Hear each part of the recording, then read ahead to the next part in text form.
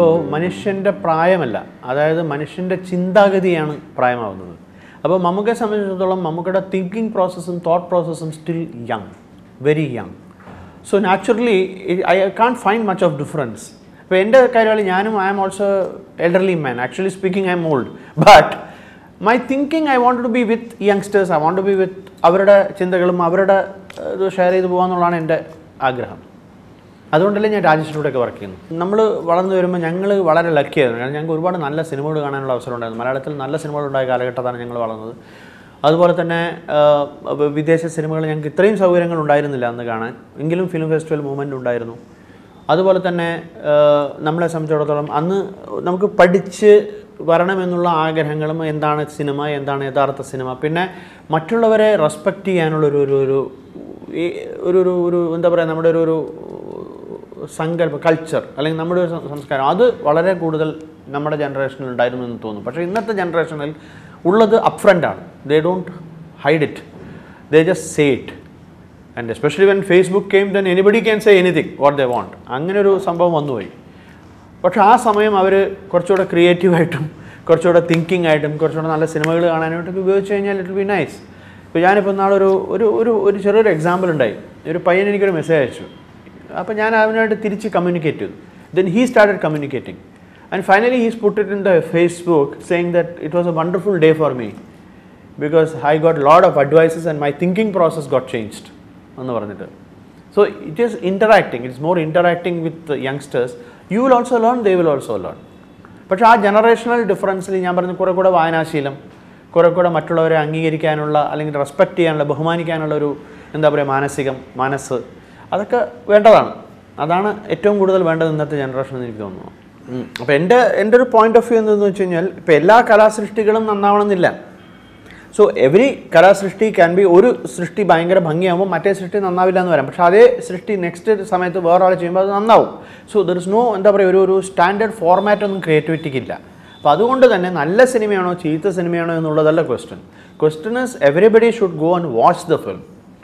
Especially നമ്മളൊരു cinema student ആണെങ്കിൽ അല്ലെങ്കിൽ നമ്മൾ സിനിമയെ ഇഷ്ടപ്പെടുന്ന ഒരാളാണെങ്കിൽ, കലാരൂപം ഏതൊരു കലാരൂപത്തെ ഇഷ്ടപ്പെടുന്ന ഒരാളാണെങ്കിൽ they should go and watch the cinema. പിന്നെ സിനിമ എൻ്റർടൈൻമെൻ്റ് ആയിട്ട് കാണുന്നവരും അവർ പിന്നീടാണ് പോയി കാണുന്നതും വിലയിരുത്തുന്നതും.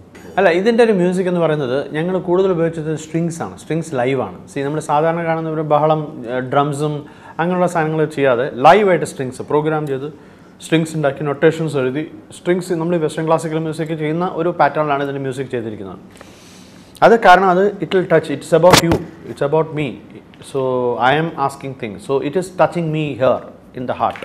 സോ ദ മ്യൂസിക്കിൻ്റെ ഹോൾ പാറ്റേൺ അങ്ങനെയാണ് നമ്മൾ ചെയ്തിട്ടുള്ളത്. ഒരു ഇമോഷൻസ് വർക്കൗട്ട് ചെയ്തുകൊണ്ട് തന്നെയാണ് ഇത് ചെയ്തത്. ഈ പറഞ്ഞ പോലെ അങ്ങനെ ഒരു ഇൻവെസ്റ്റിഗേഷൻ ഫിലിമല്ല. ഇത് വളരെ ക്ലാസി ആയിട്ടുള്ള ഒരു പതിഞ്ഞ രീതിയിലുള്ള എന്നാൽ മാസിനെ എൻ്റർടൈൻ ചെയ്യുന്ന ഒരു കൈൻഡ് ഓഫ് സിനിമയാണ്. അപ്പോൾ അതിൻ്റെ അതേ കൈൻഡ് ഓഫ് പാറ്റേൺ ആണ്, അതിൻ്റെ ഒരു ബാലൻസാണ് നമ്മൾ മ്യൂസിക്കിലും ചെയ്തിട്ടുള്ളത്. അതായത് വെസ്റ്റേൺ ക്ലാസിക്കൽ മ്യൂസിക്കുമാണ്, അതേസമയം ഡ്രംസ് ഇത് വരുന്നതും സ്നെയറും ഒക്കെ വന്ന് അത് വെസ്റ്റേൺ ക്ലാസിക്കലിൻ്റെ തന്നെ ഹൈ നോട്ട്സ് വന്ന് അങ്ങനെയാണ് ഇത് ചെയ്തിട്ടുള്ളത്. സോ അതിൻ്റേതായിട്ടുള്ള ഒരു ഭംഗി രതീഷ് ബാഗ് അതിന് കൊടുക്കാൻ പറ്റിയിട്ടുണ്ട് എന്ന് തന്നെയാണ് എൻ്റെ വിശ്വാസം.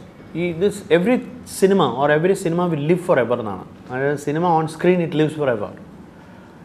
അത് പ്രിസർവ് ചെയ്ത് നമുക്ക് എടുത്തു വെക്കാവുന്ന ഒരു കലാരൂപമാണ് സിനിമ എന്ന് പറയുന്നത്. അപ്പോൾ അങ്ങനെ മറക്കുക എന്നുള്ളത് അസാധ്യമാണ്. പക്ഷേ ചില സമയത്ത് അത് വേണ്ട രീതിയിൽ അക്സെപ്റ്റ് ചെയ്യപ്പെട്ടില്ലെങ്കിൽ ഹേർട്ട് ചെയ്യും.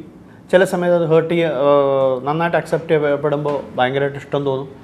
പിന്നെ എന്നെ സംബന്ധിച്ചിടത്തോളം നമുക്ക് എല്ലാവരെയും എൻ്റർടൈൻ ചെയ്യാൻ പറ്റില്ല. We can't entertain everybody. പക്ഷേ അതിൽ ഒരു ശതമാനമെങ്കിലും എൻ്റർടൈൻ ആവുകയാണെങ്കിൽ we are happy about it. പിന്നെ മമ്മൂക്കയുടെ തീർച്ചയായിട്ടും ഒരു വ്യത്യസ്തമായിട്ടുള്ള സിനിമ തന്നെയാണ്. അത് വളരെ ധൈര്യപൂർവ്വം പറയാൻ പറ്റും. അതുപോലെ തന്നെ സാധാരണ കണ്ടുവന്ന ത്രില്ലർ പാറ്റേണിലുള്ളൊരു ത്രില്ലർ സിനിമയും അല്ല ഇത്. ഈ ഞാൻ പറഞ്ഞ എലിമെൻ്റ് തന്നെ അത് വളരെ വ്യക്തമായിട്ട് അതിനെ ന്യായീകരിക്കുന്ന ഒരു സാധനമാണ്. കാരണം it is not just that he is going and looking somewhere and he is just going and ഒരാൾ ചോദിച്ചു വേറൊരാൾ ചോദിച്ചു, അത് സാധാരണ കാര്യം. ഇത് അതേ അല്ല. സ്വയം ചെയ്ത ഒരു തെറ്റ് സ്വയം വിലയിരുത്തി സ്വയം കണ്ടെത്തണമെന്ന് വിശ്വസിച്ച് സ്വയം കണ്ടെത്താൻ ശ്രമിച്ച് സ്വയം കണ്ടെത്തുന്നതാണ് ഈ സിനിമ. അതായത് നമ്മളൊരു കാലഘട്ടത്തിൽ നമ്മൾ മറന്നു പോകും. ഇപ്പോൾ നമ്മുടെ പ്രൊഫഷണൽ കരിയറിൽ നമ്മൾ പല കാര്യങ്ങളും നമ്മൾ ചിലപ്പോൾ മറന്നു പോകും. പക്ഷേ ചിലപ്പോൾ അത് മറ്റുള്ളവർ വല്ലാതെ ഹേർട്ട് ചെയ്തിട്ടുണ്ടാവാം. അത് വരുമ്പോൾ naturally we going back to it. അന്ന് നമ്മൾ കാഷ്വലായിട്ട് കണ്ട പല കാര്യങ്ങളും നമ്മൾ നമ്മുടെ മനസ്സിലിട്ട് ചെകഞ്ഞ് നോക്കുമ്പോൾ അതിൽ നമ്മൾ കാണാത്ത കാര്യങ്ങൾ നമുക്ക് കാണാൻ പറ്റും. അതാണ് ഈ സിനിമ. അതാണ് ഈ സിനിമയുടെ യുണീക്ക്നെസ് എന്ന് ഞാൻ വിശ്വസിക്കുന്നു, സ്ട്രോങ് ആയിട്ട് വിശ്വസിക്കുന്നു. ഏതൊരു ഫാമിലിയുള്ള ഏതൊരാൾക്കും വളരെ ക്ലിയർ ആയിട്ട് മനസ്സിലാവുന്ന വളരെ ലീനിയർ പാറ്റേൺ ഇപ്പോൾ നമ്മളിന്ന് ആലോചിക്കുന്നു, ഞാൻ കണ്ടുപിടിക്കുന്നു. അത് വളരെ സിമ്പിളാണ്, അത്രയും സിമ്പിളായിട്ടാണ് അത് ചെയ്തിരിക്കുന്നത്.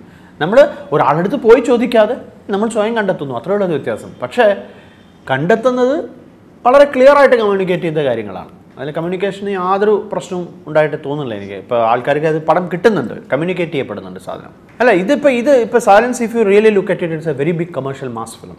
കാരണം അത് ഫാമിലി ത്രില്ലറാണെന്ന് പറഞ്ഞുകൊണ്ട് തന്നെ ഞാൻ പറയണം, ഇറ്റ്സ് എ മാസ് ഫിലിമാണ്. ഇതൊരിക്കലും ഒരു സെൻസിറ്റീവായിട്ടുള്ള ഒരു സിനിമയുടെ പരിവേഷത്തിൽ നിന്ന് ചെയ്തല്ല, പക്ഷേ റിയലിസ്റ്റിക് ആണ്. അത്രയുള്ള വ്യത്യാസം.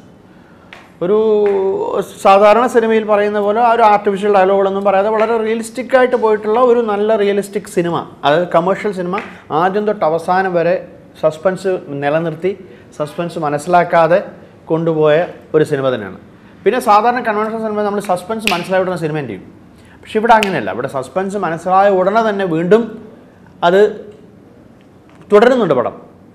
അങ്ങനെ ഒരു ചെറിയൊരു വ്യത്യാസം. It's a very commercial mass എൻ്റർടൈനറാണ് ഈ സിനിമ. ഒരിക്കലും ഇതിന് മറ്റേ സിനിമകളിൽ ഒരു പരിവേഷമില്ല. വളരെ എന്താ പറയുക, എക്സൈറ്റിംഗ് ആൻഡ് എൻ്റർടൈനിങ് സിനിമ.